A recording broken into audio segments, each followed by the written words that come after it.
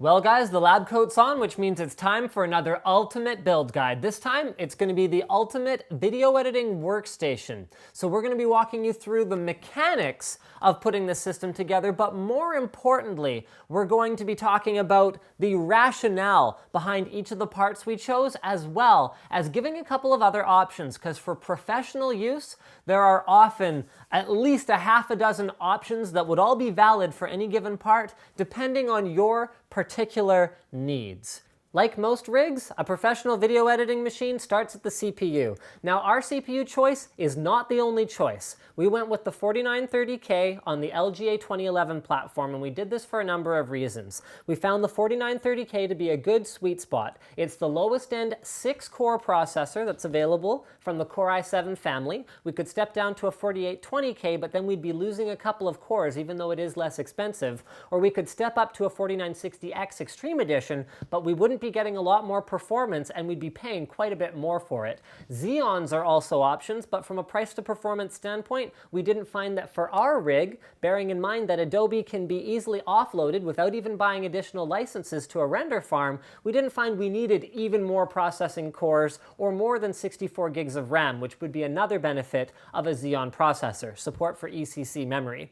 Now, benefit number 2, beyond having more cores of choosing the LGA 2011 platform, is more PCI Express lanes. These are PCIe 3.0 lanes, and it has about double the lane support of the consumer-grade platform, meaning that as you add in bandwidth-hungry expansion cards like accelerator cards and RAID cards and NIC cards and graphics cards and anything that you want, compute cards, whatever kind of crazy stuff you might want to put on here, you need to make sure that bandwidth's available, and only a professional grade platform will have that. Benefit number 3 is more RAM support. Even using consumer grade modules, such as these Corsair Dominator Platinums, these are clocked at 2133 megahertz, we can get up to 64 gigs of RAM in this board, which is more than we need for our application, although it'll be up to you guys to decide whether you need more than that, but you might end up with something like a dual socket board with even more memory slots or high density ECC modules. Now let's talk a little bit more about the memory. We went with DDR3 2133 modules. So remember, we did a showcase a little while ago where we demonstrated that anything around 1333 or higher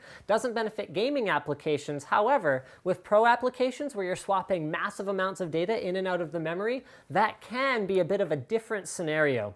With that said, you still want to find a sweet spot, and you don't necessarily want to spring for DDR3 3000 megahertz or anything like that. So we found 2133 was a good balance. Now, why did we go with this particular kit? And really, a big part of the answer is not all memory kits are available in 8-way configurations. So first of all, you have to be able to get a quad channel kit of whatever memory it is. There's a chance that 2 dual channel kits will work together in quad channel, but if you want maximum compatibility, buying quad channel kits is the way to go. Remember, LGA 2011 not only supports more memory, but also about double the theoretical bandwidth of LGA 1150. So we had to find a quad channel kit. Then we wanted to find a quad channel kit that actually has all 8 modules in one kit, all validated together, because this again improves compatibility with your motherboard and CPU and makes it less likely that you're going to run into any issues down the road.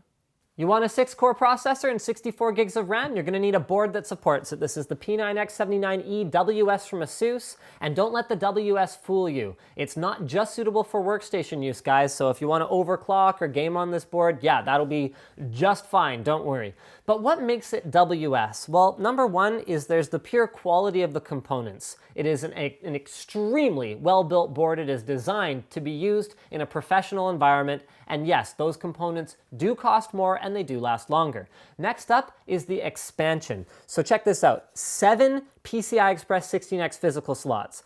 3 of them are wired for 8X. 4 of them are wired for PCIe 16X 3.0. That's supported by that Ivy Bridge E processor. Wow. Lots of expansion. You've also got 8 DDR3 module slots, so that'll support up to 64 gigs of regular non-ECC memory with a normal Core series processor, or you can support even more if you step up to a Xeon processor, which will cost you a little bit more, and then you'll spend a little bit more on the memory as well, to get even more rock-solid stability and even better performance. Now it's got other workstation-oriented features as well, such as the dual Intel NICs at the back that increases throughput and decreases CPU utilization when you're working off of network resources. But that is not actually where it really shows its value. Compatibility is where this board shows its value. You could spend half as much, less than half as much, on a motherboard that would give you the same performance. Yes, I'm gonna let that sink in for a moment.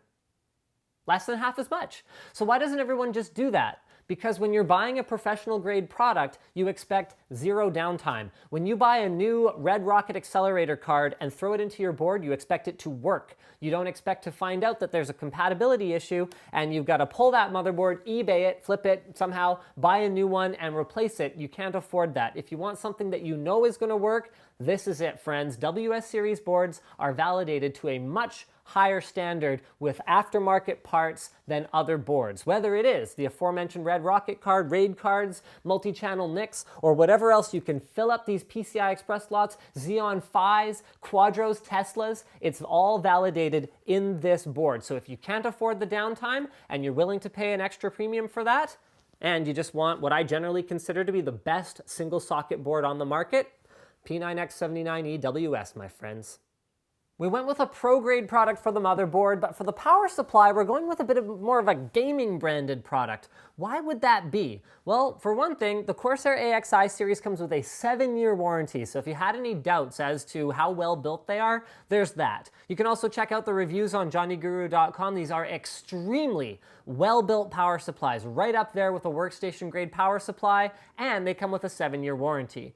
And they come with Corsair Link, which allows you to monitor its usage as well as its efficiency, as well as your voltage levels, and all that crazy stuff. So we kind of went, well, what's the real difference between this and a workstation power supply?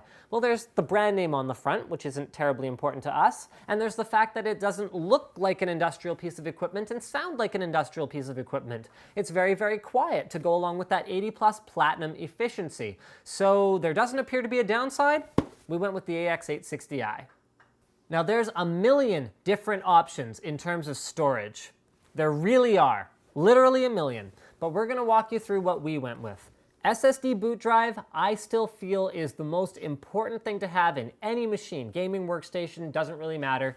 And for us, we went with the Intel 530 series 240 gig drive. It's got a 5-year warranty, so they're standing behind it in terms of the reliability, the durability of the flash. You could spend a lot more and get something like a 3500 series drive. That would be an option, but because we're not going to be using this drive for any of the real work, we're not using it as a scratch disk. We're not using it to actually store any HD footage on it. We're just basically reading off of it. We did not feel it was necessary to go with a pro-grade component in this case. When working with HD video files or even Ultra HD video files, you will need a ton of space.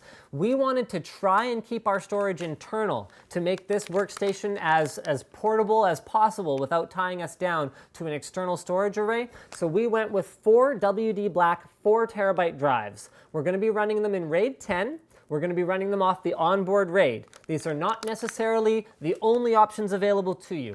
Adding in a high-end RAID card so that you can run something like RAID 5 very quickly, or some kind of an unRAID, or some kind of a RAID 6, these are definitely options. But by the time you buy a RAID card that's capable of running those types of RAID fast enough for professional usage, you're probably looking at adding another $500 to $1,000 to the cost of the build. So I wanted to present that option, but that's not something that we went with. RAID 10 allows us to take our 4 terabyte drives and get a total of 8 terabytes of fast, safe storage. We get the benefits of RAID 0, so that is double the sequential throughput, and we get the benefits of RAID 1, which means that we can have any one of the drives in the system fail and up to 2 of the drives in the system fail before any data loss is incurred. This is so important for professional work. Whether you're running a RAID card, whether you're running RAID off of your onboard, or whether you're running some kind of an external enclosure, whether that's network or USB 3 or eSATA or whatever the case may be, redundancy is key. It is not a substitute for backing up, preferably off-site, but redundancy will save you from a hardware failure. Choosing a graphics card for a professional rig is a very personal choice, and I just want you guys to maybe be able to make a better educated one, even if I can't tell you exactly what's right for you. Now, graphics cards in general have always had the hardware oomph to be great for applications like video editing, but the software is still catching up. So prior to Adobe CS5, for example, if you're a Premiere editor, anyone telling you needed a great workstation graphics card for better video editing performance was probably trying to sell you a great workstation graphics card that ultimately wasn't going to be doing a whole lot for you in terms of performance anyway. With CS5, that all changed. So we're able to leverage that highly parallelized processor, the onboard memory, the fast interconnects to the rest of the system for wholesale changes to individual pixels. Imagine a graphics card being good for that, such as color correction, scaling, or compositing. So that was with CS5.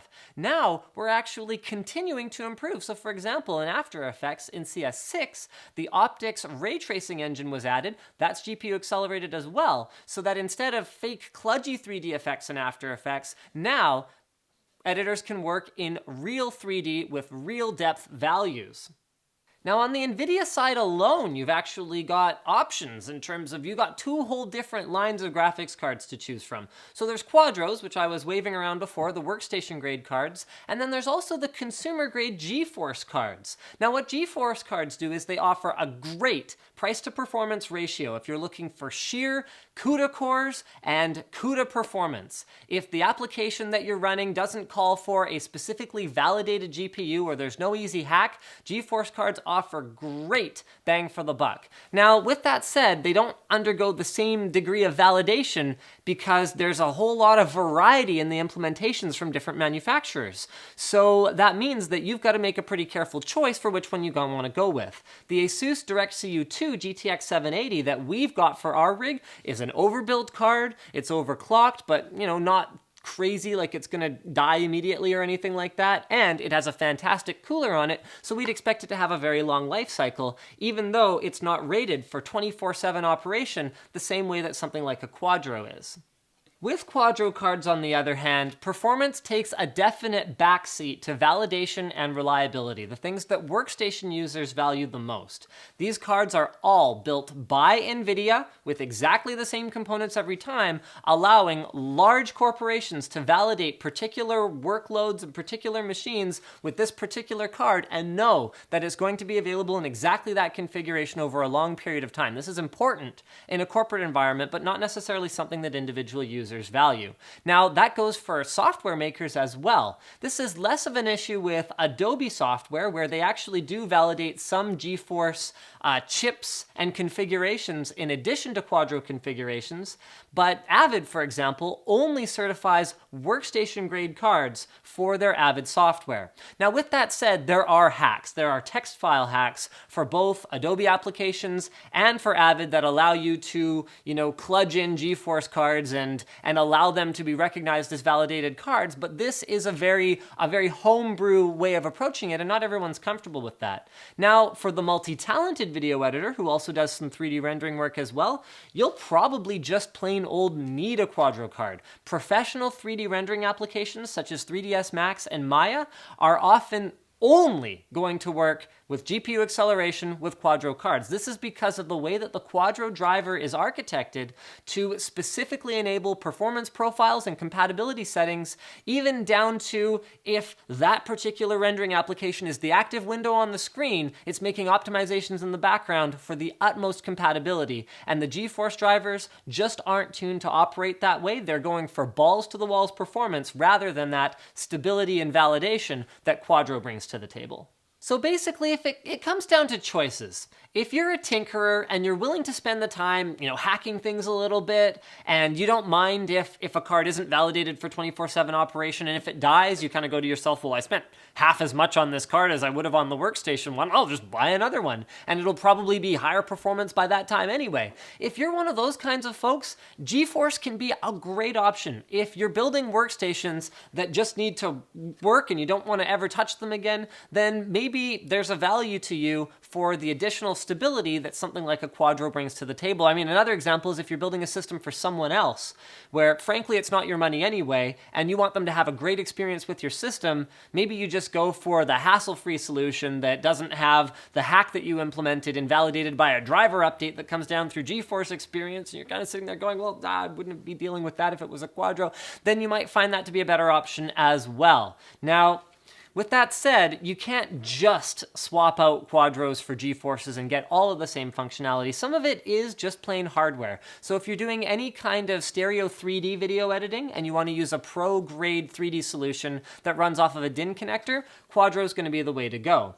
If you wanted to take advantage of, yes, deep color, so 10-bit panels, more on this PA279Q in a moment, for any kind of serious color work during your video editing process, you are going to need a Quadro because that's the only thing that is going to support the 10-bit output that monitor can then interpret. And finally, they come in form factors that GeForce cards just don't come in. This Quadro K4000 is a single slot card, giving you a ton of flexibility in systems where you might also have, a Red Rocket accelerator and all those other things where you can run out of expansion cards pretty quickly. And I mean, for us, it's great because we were able to put a 2-slot GeForce card in, sneak a single slot Quadro card in, and still have a lot of expansion for other things as well. So that's yet another advantage of Quadro.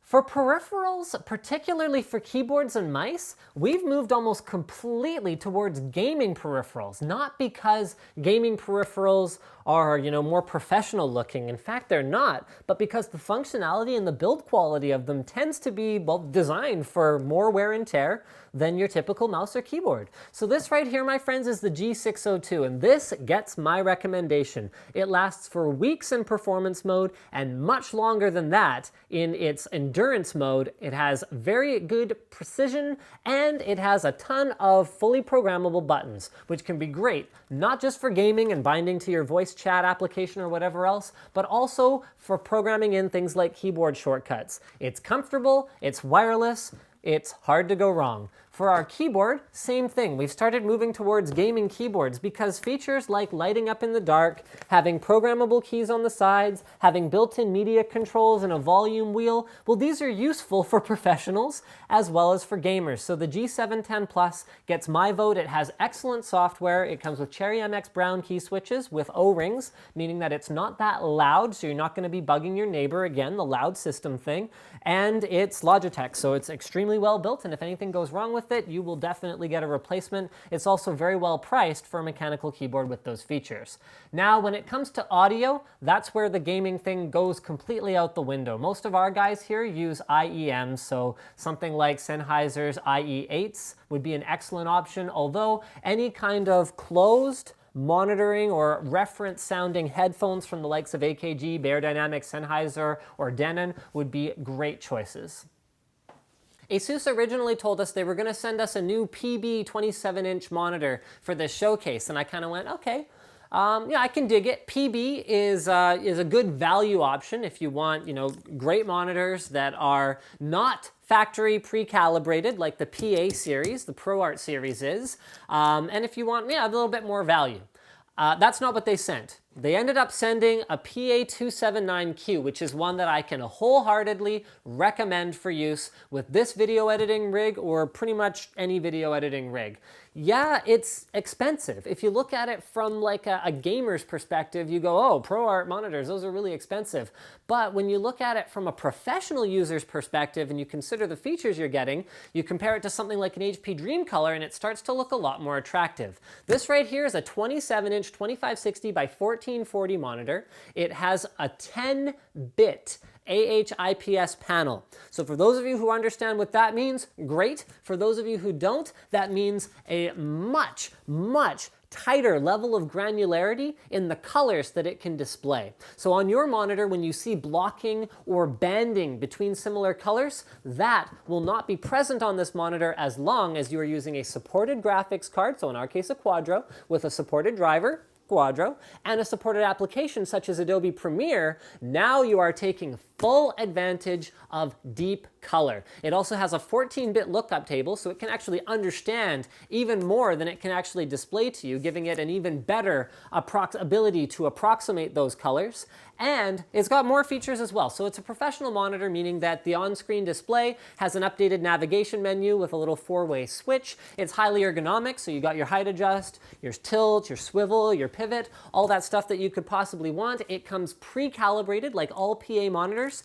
and this time ASUS is going for gold because they're promising a delta E of less than 2, and they actually ship a little certificate inside the box that shows you how your individual monitor tested. It supports 6-axis individual color adjustments, so that's on RGB, cyan, magenta, and yellow, so you can adjust individual colors without affecting the other ones. It has uniformity compensation, which is one of the big issues with even many pro-grade monitors, and that is to say that the backlight isn't always uniform, so as much as the color reproduction might be perfect, you might still have issues with this corner being a little bit different looking than this corner, and you want it to be as uniform as possible. Comes with compensation for that. Of course, with a 10-bit panel and all of these fancy features, it has 99% Adobe RGB color support and 100% sRGB color space support and 120% NTSC color space support. And I think I've probably gushed about it enough, but guys, this is a fantastic choice if you're looking for a great monitor for color work and you don't necessarily want to spend several $1,000s on it. Choosing a case for this was actually a bit of a challenge because what's a professional case? I mean, you don't want to go and spend $300 on a case for a video editing rig unless there's some kind of a compelling reason, like you need support for 12 hard drives or something like that. You want something that's reasonably portable if you ever had to move it around or, take it somewhere else in order to work on it. I mean, we do that from time to time when we go to shows, for example. You don't want it to be like, covered in like flames and plastic or all that unless you don't mind people seeing that when they come into your office for a meeting or whatever else. So we ended up with the Silverstone TJ04E. It's clean looking, metal construction, it has great features, it's around $150, which is reasonable, although it's certainly not inexpensive, and it's easy to build in. I like this case. I've been using it for years, actually, back to the old TJ04 model. I don't think Silverstone gets enough attention for how high quality their products are and how reasonably priced they are, especially when you consider how much better built they are than some of the other really, really popular options that are out there. Now, if I didn't want to spend $150 and I didn't mind stepping down to something that has a little bit more of a plastic construction, the Fractal Design Define R4 is a great option. One of the reasons we didn't go with the Define R4 for this build guide is that we've already done a build guide in the Define R4, so I didn't really see much of a value to doing another build guide in the Define R4.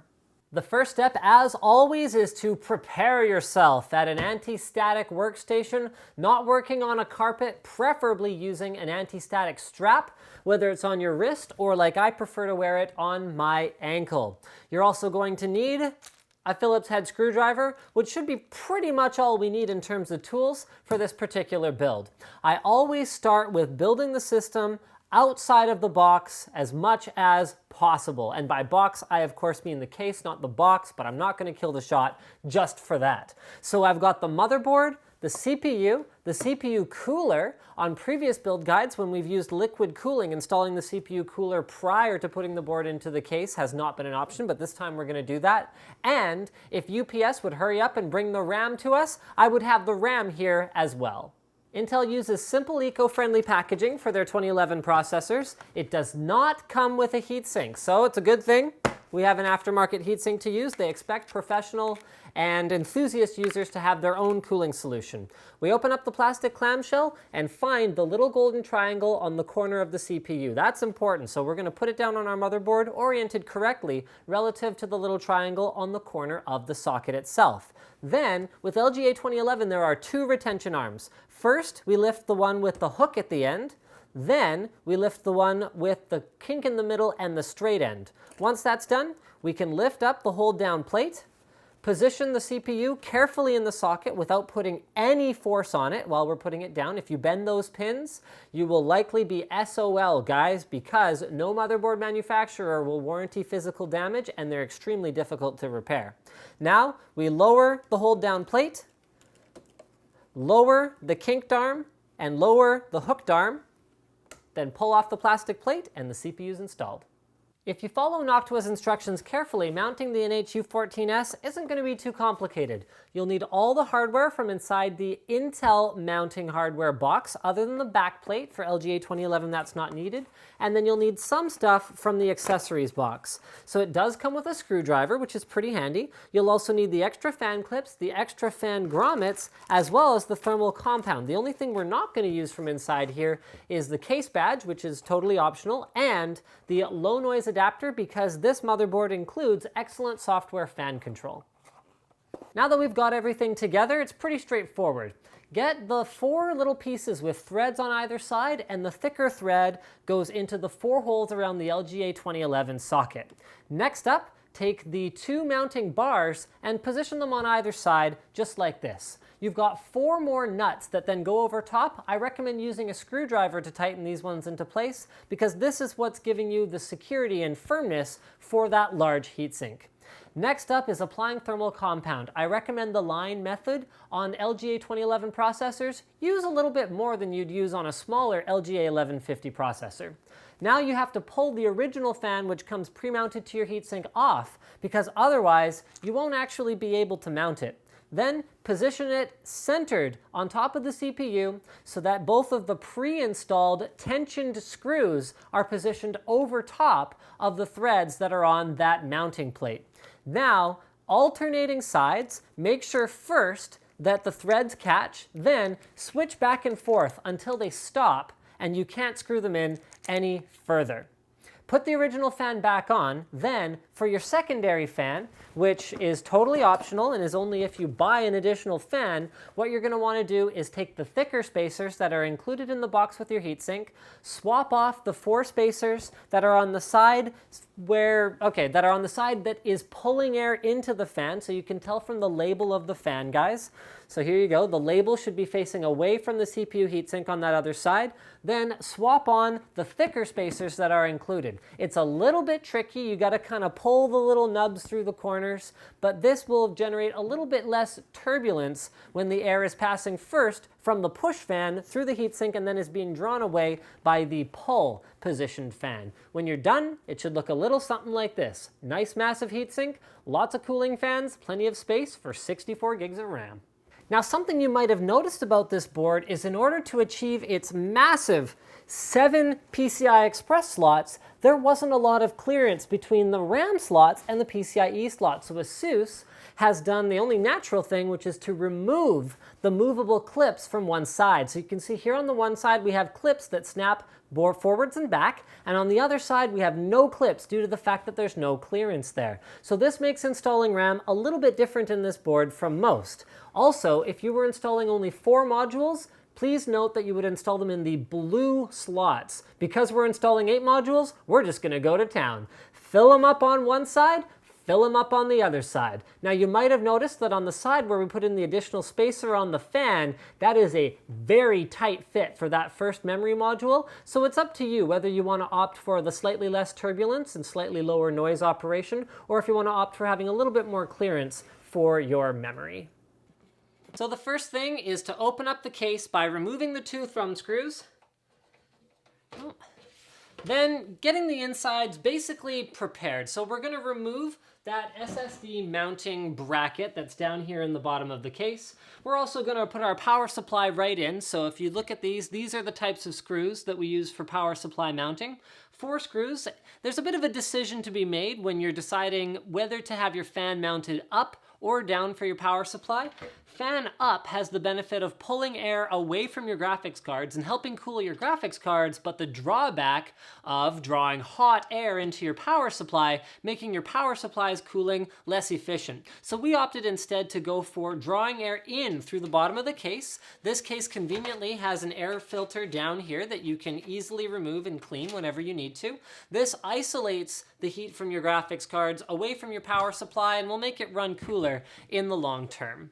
When installing the I/O shield into the case, do a quick sanity check and make sure you're putting it in right side up. Just align the I/O shield with the back of the motherboard, make sure all of the ports stick through, then align it with the back of the case and press firmly on all four corners. This might require some pressure in order to get it to work properly, and it's not in correctly until it snaps into place and you can put some pressure on it from behind without it falling back inside the case.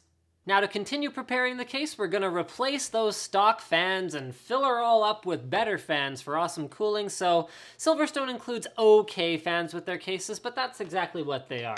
They're OK. In the back, we're going to take that OK fan, we're going to take out all four screws and replace it with an NF-F12.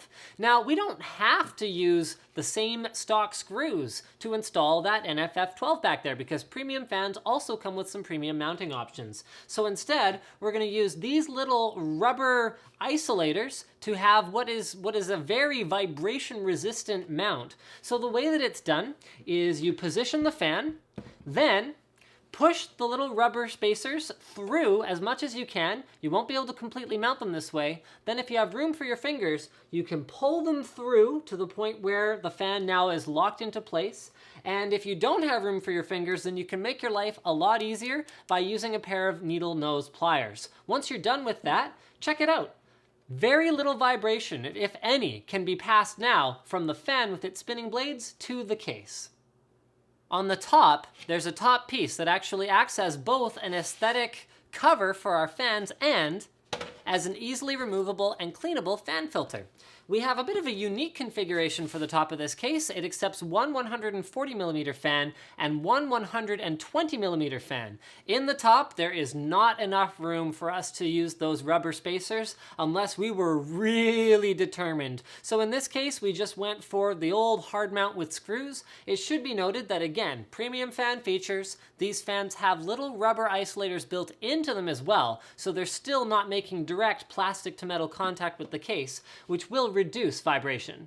We want to pay special attention when installing all case fans to the position of the cables that are coming out of them with respect to where we expect them to plug into the motherboard or any other kind of power solution that we have planned. In this case, because we're one motherboard fan header short on this board for the number of fans we're going to have in the system, I'm going to be using a splitter off of this top connector right here into these two top fans. So I want them positioned near the back so I can route them cleanly up there without any additional wire clutter.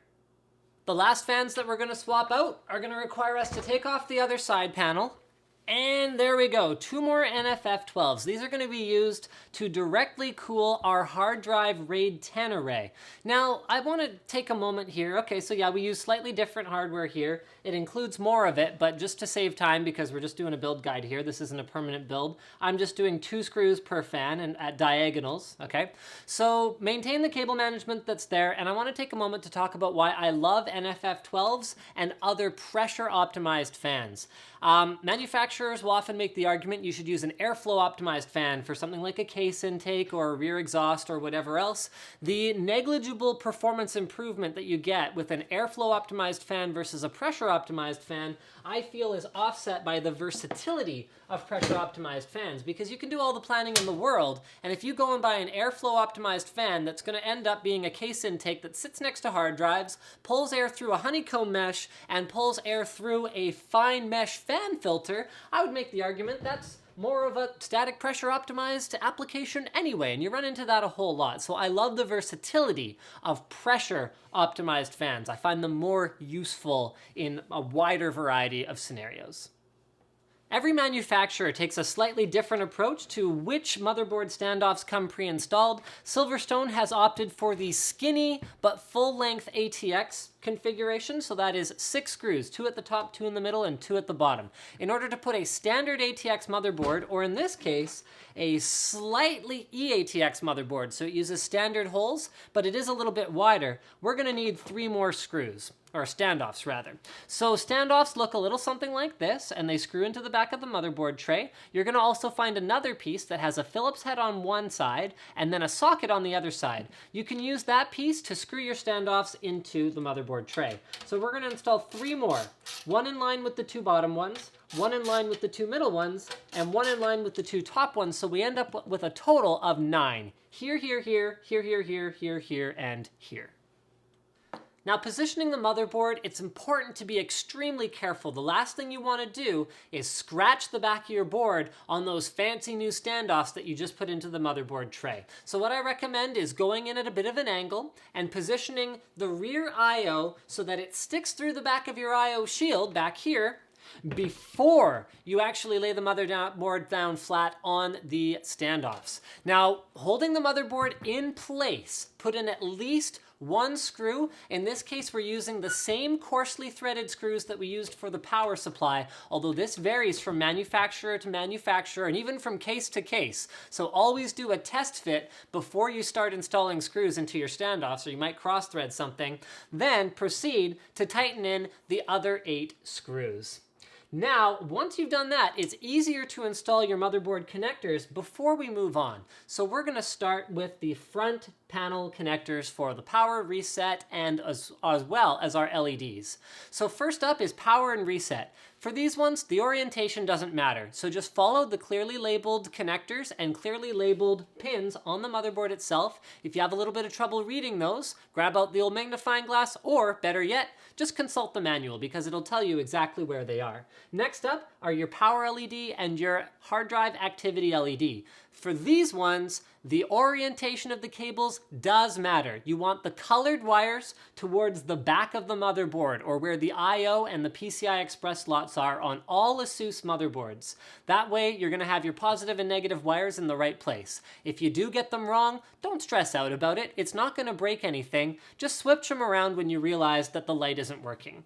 Next up, we've got our front USB 3. For this one, be really careful to install it in the correct orientation. There is a key on the USB connector itself as well as on the socket, so you shouldn't be able to install it incorrectly, but if you did, you would likely bend all those very fragile pins. The USB 3 connector is very large, but the pins themselves are quite small and delicate.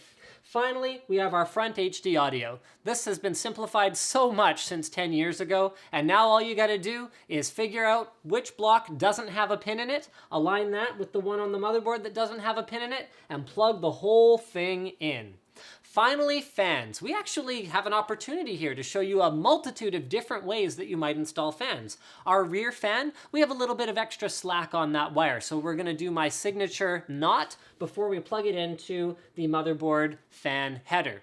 Next up, we've got our top fans. I needed to use a splitter for these because I don't have enough enough headers on the motherboard in order to install all of my fans. So the splitter plugs directly into the motherboard. This came with my fans, another benefit of buying premium quality fans, then runs around to the back of the motherboard tray where, because I was thinking cable management as I was building, my motherboard fan cables are already running. So I can plug those in, tuck them away, and I'm good to go. Which leaves us finally with the front fans. These ones are both different. So one of them is perfect. It's a perfect run to one of the remaining plugs on the motherboard. That's the top one. The second one, the bottom one, actually has a cable that's too short. Now, Noctua includes very short cables built onto their fans to allow for shorter, cleaner cable runs without having a lot of extra wires to tuck away. So what they also include is extension cables. So I'm going to use one of those extensions in order to make this wire long enough to reach my final fan header, which is down in the bottom of the chassis.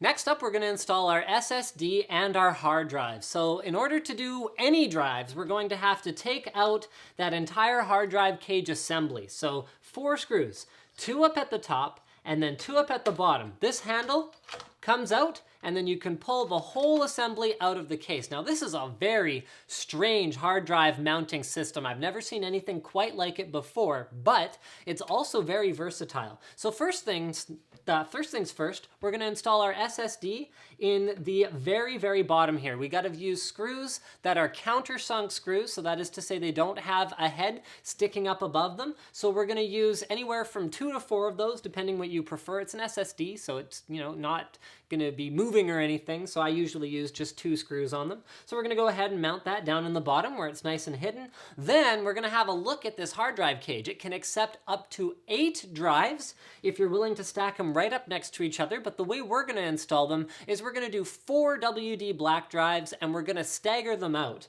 So we're going to leave spaces in between them for more airflow in between the drives. However, how necessary this is, I don't know. So we're gonna install 1 screw into each of them on this side, then flip the whole cage over and install 2 more screws on the other side. But wait, we're not done yet. This is a very unique feature of this case. That's the kind of thing that I would expect to see as like a weird aftermarket option for most cases, but Silverstone instead includes what's probably a couple bucks worth of aluminum in heat sinks for your hard drives. So you can actually mount these directly to up to 8 drives on the other side. They're going to be taking airflow directly from those NFF12s that are coming in on the side, keeping your hard drives much cooler than they'd be able to be if you didn't have heat sinks on them. If you wanted to go crazy, you could get some thermal pads and install those in there, or even some thermal paste if you think you've got a nice tight mount, although you'd have to check and make sure it's actually mounted right up against there. But this is a very unique way to keep your hard drives cool and very unexpected to see as a stock option on a case. So we can go ahead and put a couple more screws into each drive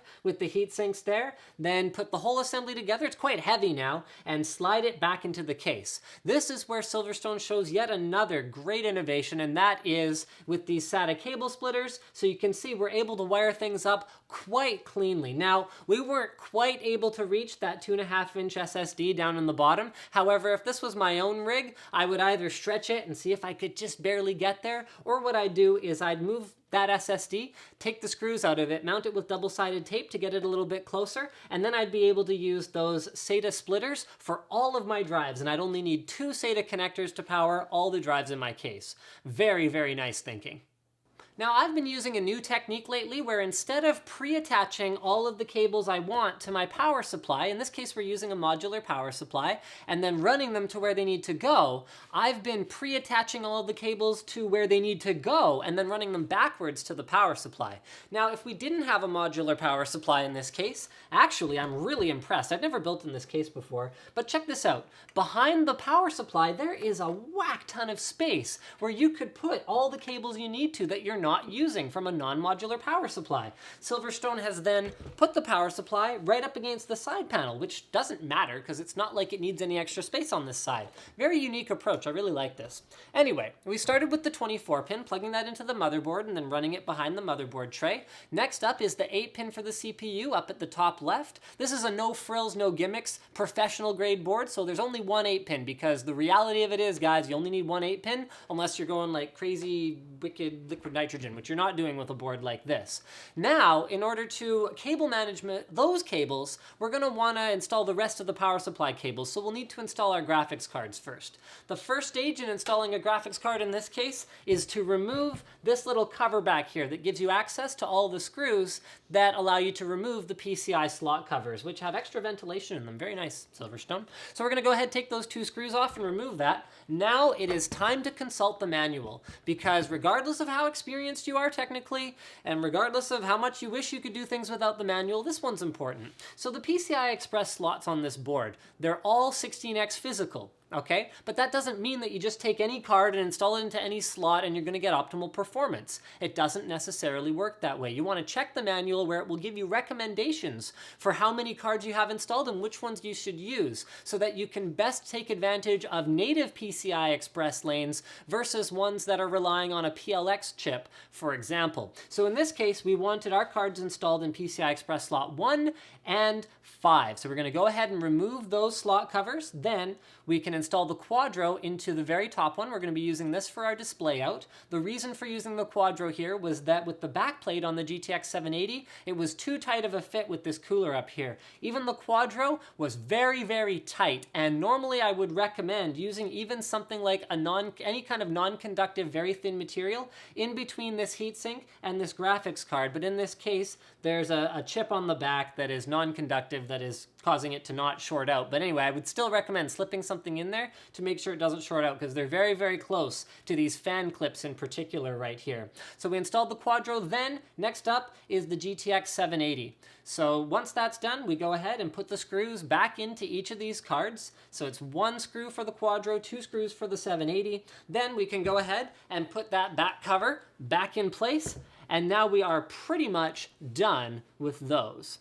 So now we can do the same thing we did last time, where we are installing our PCI Express cables backwards. So this power supply, the AX860i, comes with harnesses that have 2 plugs and ones that have an individual plug. So we're going to use an individual plug one for the Quadro, and then we're going to use a dual plug one for the GTX 780. So we only actually have to run 2 cables. Finally, we're going to use a single 4-port SATA harness to plug in our 2.5-inch SSD, and then those 2 splitters that we were using for power to our hard drives. Remember guys, we can now easily add additional hard drives without running any additional cables due to those splitters. We can fill this bad boy right up.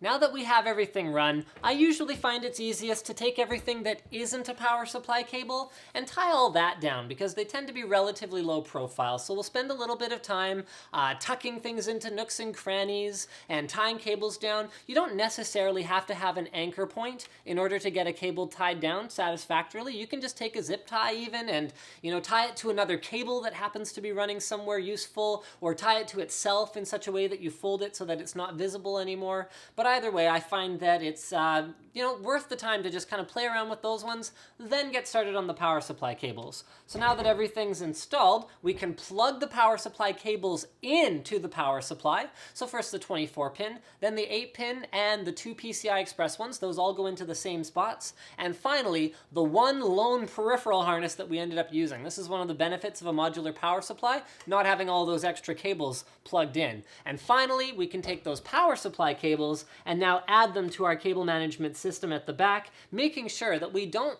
stack things up on each other so much that we're not going to be able to close the side panel. There is lots of cable management room in this case, but that doesn't mean that we should, take it for granted necessarily either.